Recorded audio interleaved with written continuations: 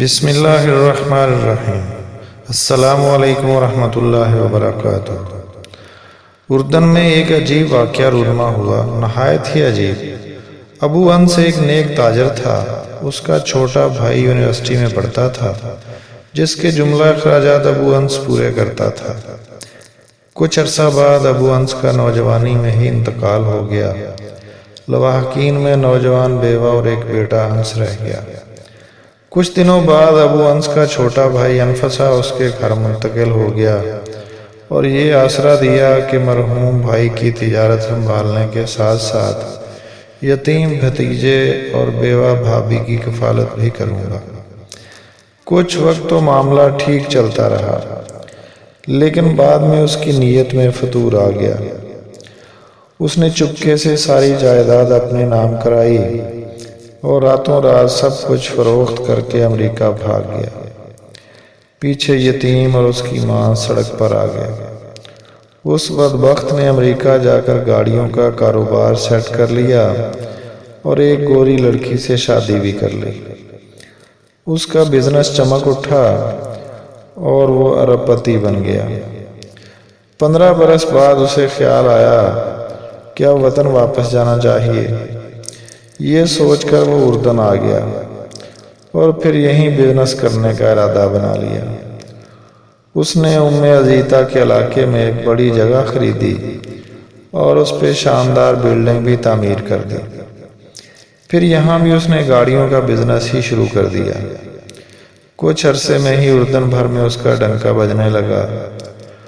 ادھر انس اور اس کی ماں انتہائی قسم پرسی سے رات دن گزارتے رہے۔ ایک خیراتی ادارے کے تعاون سے انس نے تعلیم حاصل کی اور اب وہ شادی کر کے نوکری بھی کرنے لگ چکا تھا۔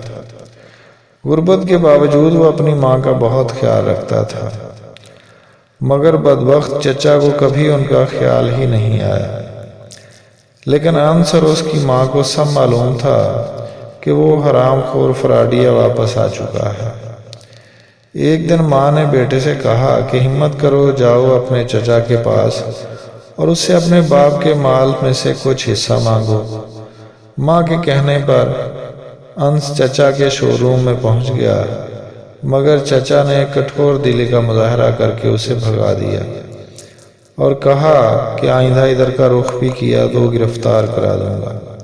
وہ بوجھل قدموں کے ساتھ واپس آیا اور سارا ماجرا ماں کو سنایا۔ بیوہ سوائے بد دعا کے کیا کر سکتی تھی؟ اس حرام خور بزنس مین نے اب مستقل اردن میں رہنے کا فیصلہ کر لیا تھا۔ وہ ایک عالی شان محل تعمیر کر چکا تھا اور اب اس نے اپنے بیوی بچوں کو بھی اپنے پاس اردن بلانے کا فیصلہ کر لیا۔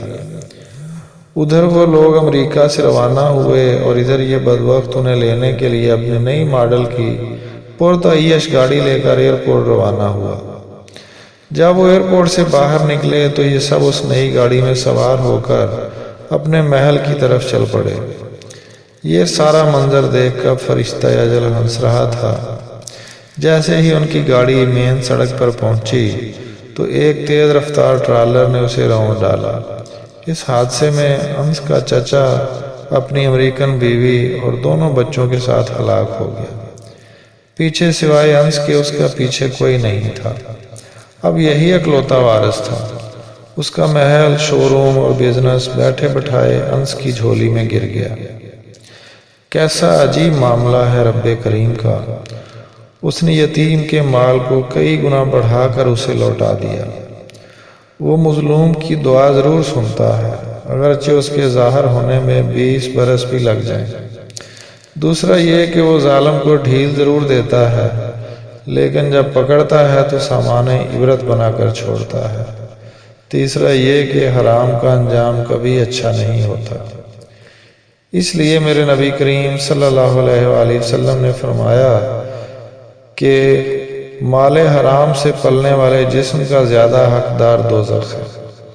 اللہ پاک ہم سب کو حرام سے بچائے اور حلال ہی پر اکتفا کرنے کی توفیق عطا فرمائے۔ آمین۔ اپنا خیال رکھیے گا۔ اللہ حافظ۔